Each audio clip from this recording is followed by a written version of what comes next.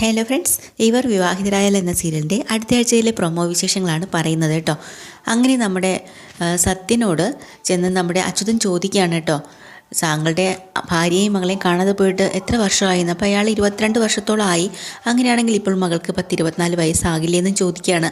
അതെ, അത്രയൊക്കെ ആവും. അപ്പോൾ ഇനിയിപ്പോൾ ഇത്രയും വർഷങ്ങൾക്ക് ശേഷം മകളെ എങ്ങനെ കണ്ടാൽ തന്നെ നിങ്ങൾ എങ്ങനെ തിരിച്ചറിയുമെന്ന് ചോദിക്കുക. അപ്പോൾ സത്യം പറയുന്നുണ്ട്, അതിന് ഒന്നെന്ന് വെച്ചാൽ നമ്മുടെ കുടുംബപരമായിട്ടുള്ള ഒരു ലോക്കറ്റ് ഉള്ള ഒരു മാല അവളുടെ കഴുത്തിൽ അന്നിട്ടിട്ടുണ്ടായിരുന്നു. പക്ഷേ അത് ഇപ്പോൾ കാണണമെന്നില്ല, അത് ചിലപ്പോൾ പോയിട്ടുണ്ടാവാം. പിന്നെ മെയിനായിട്ടുള്ള പ്രധാനപ്പെട്ട ഒരു അടയാളം എന്ന് പറയുന്നത് അവളുടെ ഇടത് കഴുത്തിൻ്റെ പിൻഭാഗത്തായിട്ട് ഒരു കറുത്ത മറുകുണ്ട്. അതെന്തായാലും മാറില്ലല്ലോ. അപ്പോൾ അച്യുതൻ ചോദിക്കുന്നുണ്ട്, അങ്ങനെയുള്ള പെൺകുട്ടികൾ എത്രയോ ഉണ്ട്, പിന്നെ സാറിൻ്റെ മകളാണെന്ന് എങ്ങനെ തിരിച്ചറിയും? അങ്ങനെയുള്ള കുട്ടികളെ നമ്മൾ കണ്ടുപിടിച്ചു കഴിഞ്ഞാൽ DNA ടെസ്റ്റ് വഴി നോക്കാമല്ലോ സ്വന്തം കുഞ്ഞാണോ എന്നുള്ളത്. അങ്ങനെ തിരിച്ചറിയാൻ പറ്റും അച്യുത. എന്താ അച്യുതൻ ഇതൊക്കെ ചോദിക്കും കേട്ടോ. അതുകൊണ്ടല്ല, സാറിൻ്റെ വിഷമം എനിക്ക് മനസ്സിലാവുന്നുണ്ട്. എൻ്റെ മകളും സാറിൻ്റെ മകളെ അന്വേഷിക്കാനായിട്ടൊക്കെ ഇറങ്ങിത്തിരിക്കുന്നുണ്ടല്ലോ, അതിലും എനിക്ക് സന്തോഷമുണ്ട്. സത്യനും പറയാണ്, ഭൂമി നല്ലൊരു മോളാണ്, നിങ്ങൾക്ക് അവളെപ്പോലെ ഒരാളിനെ കിട്ടിയത് നിങ്ങളുടെ ഭാഗ്യമാണ്, അവൾ എനിക്ക് വേണ്ടിയും ഇറങ്ങുകയാണെന്നൊക്കെ സംസാരിക്കണം. അപ്പോൾ ഇതിൻ്റെ കൂട്ടത്തിൽ ഭൂമിയുടെ കുട്ടിക്കാലത്തെ ഫോട്ടോ അവിടെ ഇരിക്കുകയാണ്. അത് അച്യുതൻ കാണുക കേട്ടോ. അപ്പോൾ അച്യുതൻ എന്തായാലും കുട്ടിക്കാലത്ത് കിട്ടിയതാണല്ലോ, ആ ഫോട്ടോ കാണുമ്പോൾ തന്നെ മനസ്സിലാവുന്നുണ്ട് മൊത്തം ഇത് സത്യൻ്റെ മകൾ തന്നെയാണെന്നുള്ളത്. അത് കഴിഞ്ഞ് സത്യനോട് വീണ്ടും ഒരു ചോദ്യം കൂടി ചോദിക്കുന്നുണ്ട്. ഇനി ഒരു പക്ഷേ നിങ്ങൾക്ക് ആ മകളെ തിരിച്ചു കിട്ടിക്കഴിഞ്ഞാലേ, ആ മകളെ ഇത്രയും കാലം വളർത്തിയ അച്ഛനും അമ്മയ്ക്കും നിങ്ങൾ വല്ലപ്പോഴും കാണാനെങ്കിലും തിരിച്ചു കൊടുക്കുമോ? ഇത്ര കാലം അവർ കഷ്ടപ്പെട്ട ആ കുട്ടിയെ വളർത്തിയതല്ലേന്ന്. ഉടനെ തന്നെ സത്യന് ദേഷ്യം പറഞ്ഞുകൊണ്ട് അയാൾ പറയുന്നുണ്ട്, അതെങ്ങനെ ശരിയാവും? അതൊരിക്കലും ഞാൻ ചെയ്യില്ല. കാരണം സ്വന്തം കുഞ്ഞല്ലാത്തൊരു കുട്ടിയെ കിട്ടിക്കഴിഞ്ഞാൽ ആദ്യം എന്താ വേണ്ടത്? പോലീസ് സ്റ്റേഷനിൽ അറിയിക്കണം. ഇത് സ്വന്തമായിട്ട് അങ്ങ് വളർത്തുകയാണ് വേണ്ടത്. അപ്പോൾ നഷ്ടപ്പെട്ടു പോയ അച്ഛനും അമ്മയും എന്തുമാത്രം സങ്കടപ്പെട്ടിട്ടുണ്ടാവും, അത് അവർ മനസ്സിലാക്കിയോ? ഈ 22 വർഷക്കാലം ഇല്ലല്ലോ, അപ്പോൾ അതിനുള്ള ശിക്ഷ അവർക്ക് കിട്ടണ്ടേ? പക്ഷേ എൻ്റെ മകളെ തിരിച്ച് ഞാൻ കൊടുക്കില്ല.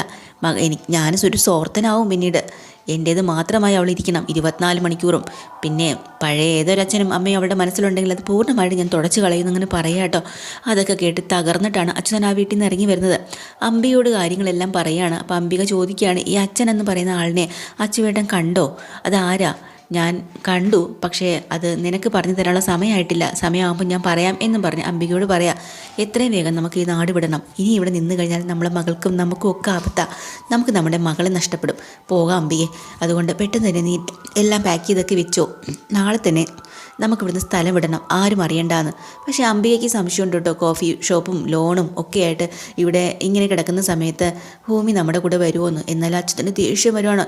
നാളെ തന്നെ ആശുപത്രിയിൽ പോയിട്ട് എൻ്റെ അൾസറിനുള്ള മരുന്നും കാര്യങ്ങളും ഒക്കെ വാങ്ങി വരണം, എന്നിട്ട് നമുക്ക് നാട്ടിലേക്ക് പോകണമെന്ന് ഉറപ്പിക്കുകയാണ് കേട്ടോ. അംബികയ്ക്ക് വഴക്കം കൊടുക്കുകയാണ്. അപ്പോൾ ഇതേ സമയം അന്ന് രാത്രി തന്നെ നമ്മുടെ ഈ സത്യൻ കോഫി ഷോപ്പിലേക്ക് പോകുന്നുണ്ട്. വീണ്ടും ഇടയ്ക്കിടയ്ക്ക് നമ്മൾ ഭൂമിയെ കാണാൻ പോകുന്നുണ്ടല്ലോ. അയാൾക്ക് ആ മകളുമായിട്ട് ചെറിയൊരു അറ്റാച്ച്മെൻറ്റ് വന്നു തുടങ്ങിയിട്ടുണ്ടല്ലോ. അവിടെ ചെന്ന് വീണ്ടും ഭൂമിയോട് സംസാരിക്കുകയും രാത്രി തന്നെ കോഫി ഇട്ട് കൊടുക്കുകയും ഒക്കെ ചെയ്യണം. പരസ്പരം അവർ ഫോട്ടോ എടുക്കുകയൊക്കെ ചെയ്യാം കേട്ടോ രാത്രി. അത് കഴിഞ്ഞ് നമ്മുടെ സൗഭാഗ്യപുരത്തും അഞ്ജനയ്ക്ക് വേണ്ടിയിട്ടും അജയന് വേണ്ടിയിട്ടും വിവാഹം ഉറപ്പിക്കാനുള്ള ഒരു എൻഗേജ്മെൻറ്റ് ചടങ്ങും കാര്യങ്ങളൊക്കെ നടത്താനുള്ള തീരുമാനങ്ങൾ നിൽക്കുകയാണ്. അപ്പോൾ തന്നെ അഞ്ജനയോട് അജയ് വന്ന് പറയാണ്, അഞ്ജന, നീ ഇനി എത്ര കഷ്ടപ്പെട്ടിട്ടും കാര്യമൊന്നുമില്ല, ഞാൻ നിന്നെ വിവാഹം കഴിക്കാനൊന്നും പോകുന്നില്ല. പിന്നെ ഇനിയുള്ള സൗകര്യത്തിലും മുത്തശ്ശി ഇതൊക്കെ ചെയ്യാൻ നോക്കുകയാണെങ്കിൽ തന്നെ ഞാനത് നടക്കില്ല. ഈ ഒരു എൻഗേജ്മെൻറ്റിൻ്റെ റിങ് നിൻ്റെ കയ്യിലായിരിക്കില്ല ഞാൻ ഇടുന്നത്, അത് ഭൂമിജയുടെ കയ്യിലായിരിക്കും ഇടുന്നത് എന്ന് ഇത്രയും കൂടെ അങ്ങ് പറയുമ്പോൾ ഭയങ്കരമായിട്ട് ദേഷ്യം വരുന്നുണ്ട് അഞ്ജനയ്ക്ക് കേട്ടോ.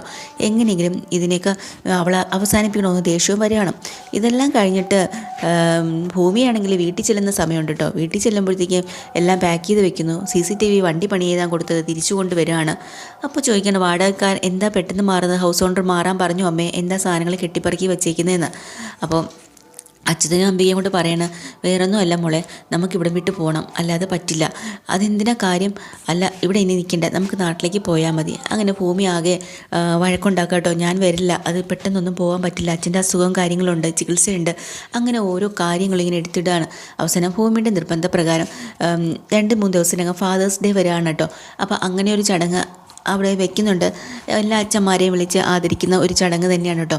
അതുകൊണ്ട് തന്നെ അത് കഴിഞ്ഞിട്ട് പോകാമെന്നൊരു അത് പറയുന്നുണ്ട്. അതിനങ്ങ് സമ്മതിച്ചു കൊടുക്കുകയാണ്. അങ്ങനെ ഫാദേഴ്സ് ഡേ വരെയാണ്. ആ ദിവസം എല്ലാവരും സത്യനുണ്ട്, ആ നാട്ടിലെ ആൾക്കാരും ഒക്കെ ഉണ്ട്, നമ്മൾ പോലീസ് SP സാറ് എല്ലാവരും ഉണ്ട് കേട്ടോ, അജയൊക്കെ ഉണ്ട്. ആ നേരം ഭൂമിയുടെ അച്ഛനായ നമ്മുടെ അച്യുതനെ ആദരിക്കുന്ന ഒരു ചടങ്ങ് വരെയാണ്, അച്യുതൻ്റെ ഫോട്ടോയൊക്കെ വെച്ചിട്ട്. അപ്പോൾ ആ സമയത്ത് സ്റ്റേജിൽ നിൽക്കുന്ന സമയത്ത് അച്യുതന് അടുത്തേക്ക് ചെന്ന് ആ ഫോട്ടോയുടെ അടിഭാഗത്ത് സത്യൻ്റെ ഫോട്ടോ വെച്ചിട്ടുണ്ട് കേട്ടോ. കാരണം ഓരോരുത്തരുടെ ഫോട്ടോ ഇങ്ങനെ മാറ്റുകയാണ് ഓരോ അച്ഛന്മാരെ വിളിച്ചിട്ട്. പക്ഷേ ആ സമയത്ത് അച്യുതൻ അവിടെ നിന്ന് സത്യം പറയാൻ കേട്ടോ, ഭൂമിയുടെ ശരിക്കുള്ള അച്ഛൻ ഇന്ന ആളാണ്, സത്യനാണ്, ഞാനാണ് ഭൂമിയെ വളർത്തിയത്, ഞാൻ വളർത്തച്ഛനാണെന്നും പറഞ്ഞുകൊണ്ട് ഫോട്ടോ തിരിച്ചിടുക കേട്ടോ. ആ അച്ഛനെ സത്യൻ്റെ ഫോട്ടോ കാണിക്കുകയാണ്. അതോടുകൂടി അവിടെ ഇരിക്കുന്ന എല്ലാവരും അന്തം വിട്ടു പോവാണ്. സത്യനും ഞെട്ടിത്തരിച്ചു പോകണം, തൻ്റെ മകളാണോ ഭൂമി എന്നും പറഞ്ഞുകൊണ്ട്. അങ്ങനെ അച്യുതൻ്റെ അടുത്തേക്ക് വന്ന് അച്യുതൻ ആഞ്ഞടിക്കുന്നുണ്ട് കേട്ടോ. സത്യൻ അത് കണ്ടിട്ട് നമ്മുടെ അജയും ഒക്കെ ഓടി വരുന്നുണ്ട്, അതങ്ങ് തടയുവാണ് കേട്ടോ. ആ സമയം ഭവാനി ഒക്കെ ടെൻഷൻ അടിക്കുകയാണ്, ഭവാനിയും ഒക്കെ. ഭവാനി വിചാരിക്കണം ഇതോടുകൂടി തൻ്റെ കഥ തീർന്നു, ഇനി ബാക്കി കാര്യമുണ്ട്. കാരണം ഭൂമിജയും അന്തം വിട്ടുപോയി, തൻ്റെ അച്ഛനല്ല ഇത്, സ്വന്തം അച്ഛനല്ല എന്നാണോ പറയുന്നത്, അച്ഛൻ എന്തൊക്കെ വിഡിതങ്ങളാണ് വിളിച്ച് പറയുന്നതെന്നും പറഞ്ഞുകൊണ്ട്. പക്ഷേ അതെല്ലാം സംഭവം കഴിഞ്ഞ് വീട്ടിലേക്ക് പോയി കഴിഞ്ഞ അച്യുതനും അംബികയും ഇതിനിടയ്ക്ക് നമ്മുടെ ഭവാനി പേടിക്കുന്നുണ്ട്. കാരണം ഇനിയിപ്പോൾ ഭൂമിയുടെ അച്ഛൻ ഇന്ന ആളാണെന്ന് അറിഞ്ഞ സ്ഥിതിക്ക് ഇതെങ്ങനെ സംഭവിച്ചു, നിങ്ങളുടെ കയ്യിൽ എങ്ങനെ ഭൂമി കിട്ടി, ആര് തന്നു, അല്ലെങ്കിൽ നിങ്ങൾ മോഷ്ടിച്ചതാണോ, കളവ് കിട്ടിയതാണോ, ഇങ്ങനെയുള്ള ചോദ്യങ്ങൾ വരും, അന്വേഷണം വരും. അപ്പോൾ ബാക്കിയും കൂടെ എന്തായാലും അച്യുതൻ സത്യം തുറന്ന് പറയും. അതിനു മുന്നേ ഭവാനിയുടെ പേര് പറയുന്നതിന് വരെ അച്യുതനെ തീർക്കണമല്ലോ. അതുകൊണ്ട് കമാലിനെ വിളിക്കാണോ, കാര്യം പറയാം. കമാലെ, ഇന്നൊരൊറ്റ ദിവസത്തെ രാത്രി മാത്രമേ നമുക്ക് മുന്നിലുള്ളൂ, നാളെ നേരം വെളുത്തു കഴിഞ്ഞാൽ ഞാനും എൻ്റെ മോൾ അഞ്ജനയും അകത്താവും, അല്ലെങ്കിൽ ഈ ഭൂമി വിട്ട് പോകേണ്ടി വരും, ആത്മഹത്യ ചെയ്യേണ്ടി വരും. അതിനു മുമ്പ് നീ എന്തെങ്കിലും ചെയ്യണം, സത്യം പുറത്ത് വരരുത്. അങ്ങനെ ഇവർ കമാലിനോട് കാര്യങ്ങളെല്ലാം പറഞ്ഞ് ഏൽപ്പിക്കുക കേട്ടോ. കമാൽ ഉറപ്പ് കൊടുക്കുകയാണ്, മാഡം ഒന്നും കൊണ്ട് പേടിക്കണ്ട, ഇന്ന് രാത്രിത്തോടു കൂടി ഞങ്ങളെല്ലാം അവസാനിപ്പിച്ചോളാമെന്ന്. അങ്ങനെ കമാൽ അന്ന് രാത്രി തന്നെ നേരെ അച്യുതൻ്റെ വീട്ടിലേക്ക് വരും കേട്ടോ. അവിടെ അച്യുതനും അംബികയും പേടിച്ച് വിറച്ചിരിക്കുന്നുണ്ട്, ഇനി എന്തൊക്കെ സംഭവങ്ങൾ ഇതിൻ്റെ പുറകിൽ വരും, തൻ്റെ മകളെ തനിക്ക് നഷ്ടമാവോ എന്നെല്ലാം. അപ്പോഴാണ് ഈ കമാൽ വരുന്നത്, വന്ന് രണ്ടുപേരെയും ആക്രമിക്കുന്നുണ്ട് കേട്ടോ. പക്ഷേ മാക്സിമം തടഞ്ഞു നിർത്താണ് രണ്ടുപേരും. അംബികയാണെങ്കിൽ പോയി അയാളെ പിടിച്ച് വലിച്ച് ദൂരെ എറിയൊക്കെ ചെയ്യുന്നുണ്ട്. അച്യുതനെ ഉപദ്രവിക്കുമ്പോഴത്തേക്കും അയാളുടെ കയ്യിൽ ഒരു കത്തിയുണ്ട് കേട്ടോ. അംബികയെ പിടിച്ച് അയാൾ വലിച്ച് തള്ളി ഒരൊറ്റ ഏറ്. പാവം അവർ മതിൽ തല ഇടിച്ച് വന്ന് വീഴാണ്. അതോടുകൂടി അംബിക ബോധമറ്റ് അവിടെ കിടക്കാണ് കേട്ടോ. ആ സമയം കൊണ്ട് അംബികേനെ ഓടിപ്പോയി പിടിക്കാൻ പോകുന്നുണ്ട് നമ്മുടെ അച്യുതൻ. അംബിക, നിനക്ക് എന്താ പറ്റി, എണീക്കടി എന്നും പറഞ്ഞുകൊണ്ട്. അപ്പോഴാണ് ഈ കമാൽ നമ്മുടെ ഒരു അച്യുതനെ പോയി പിടിച്ച് വലിച്ച് നിർത്തിയിട്ട് കൈയിരുന്ന് കത്തി കൊണ്ട് ആഞ്ഞ് കുത്തുവാട്ടോ. അങ്ങനെ അച്യുതൻ അവിടെ മരിച്ചു വീഴുകയാണ്. അംബികയും അച്യുതനും ഒരേ സ്ഥലത്ത് ഒരുമിച്ച് മരിച്ച് വീഴുക തന്നെയാണ് കേട്ടോ. അപ്പം സത്യം പറഞ്ഞ ആ വാക്കുകൾ അവിടെ ശരിയായി വരികയാണ്. തനിക്ക് എൻ്റെ മക്കളെ തിരിച്ച് കിട്ടിക്കഴിഞ്ഞാൽ പഴയ അച്ഛനോ അമ്മയോ ഒന്നും അവരുടെ മനസ്സിലില്ലാത്ത വിധം ഞാൻ തുടച്ച് മാറ്റിക്കളയുമെന്ന് പറഞ്ഞില്ലേ, അതുപോലെ അച്ഛനും അമ്മയും ഭൂമി വിട്ട് പോയി കഴിഞ്ഞിട്ടോ. അങ്ങനെ ഭൂമി ഇതൊക്കെ വീട്ടിലെന്താവും, അന്ന് രാത്രി അവിടെ നടന്ന സംഭവങ്ങളെല്ലാം മനസ്സിൽ വെച്ചിട്ട് ഓടി വരികയാണ് അച്ഛനും അമ്മയും കാണാനായിട്ട്.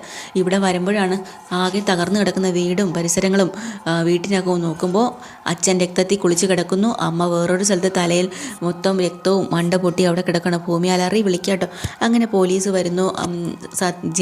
നമ്മുടെ സത്യനും അജയും ഒക്കെ അവിടെ വരുവാട്ടോ.